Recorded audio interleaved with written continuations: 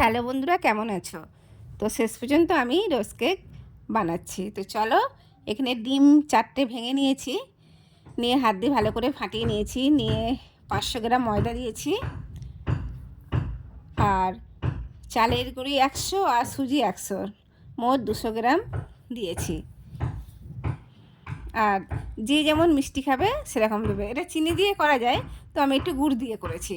শীতের সময় তো গুড়ের টেস্টটা বেশি হয়, তো গুড় দিয়েছি এখানে। আর এই যে আমি সুজি দিচ্ছি। তো এর আগে একটা ভিডিও ছেড়েছিলাম, পাশের বাড়ির দিদি বানাচ্ছিল, তো সেখানে গিয়ে একটু ছোটো করে ব্লগ করে ছেড়েছি। তো ছেলে বলছে, মা আমাদের বানাও না। ছেলে বারবার বলতে আমি বলছি, তো অনেক কষ্ট আছে, বানাবো না। তো বারবার বলছে, তো আমি বানিয়ে ফেললাম। তো এই চালের গুঁড়ি দিয়ে দিলাম।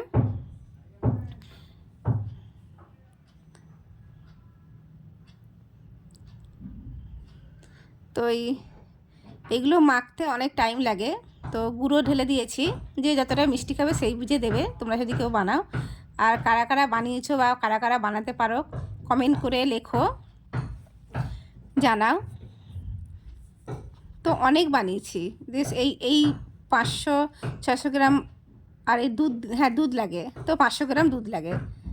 তো আর একটু পাউডার দিয়ে দিয়েছি 2 প্যাকেট, তো একটু টেস্ট বাড়ানোর জন্য। আর একটু এলাচ গুঁড়ো দিয়েছি, দিয়ে ভালো করে হাতে ভালো করে মাখিয়ে নিয়েছি, নিয়ে মিক্সচার মেশিনে ভালো করে ফাটিয়ে নিয়েছি। হাত ফাটাতে হাত ভীষণ ব্যথা করে, তো আমি মিক্সচার মেশিনে ভালো করে ফাটিয়ে নিয়েছি। তো বন্ধুরা, তোমরা চাইলে হাত দিয়েও ফাটাতে পারো। তো এই যে আমি ভালো করে ফাটিয়ে নিয়েছি মেশিনে। তো আমি ফার্স্ট টাইম বানাচ্ছি, তো কেমন লাগে তোমাদের ভিডিওটা তোমরা ভালো লেখো, কমেন্ট করে জানাও। এবং যদি ভিডিওটা ভালো লেগে থাকে please please like comment share করো, ভালো লাগবে আমার ভিডিও।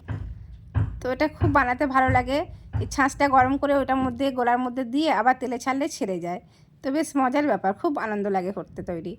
তো বন্ধুরা, তোমরা সব ভালো থেকো, সুস্থ থেকো।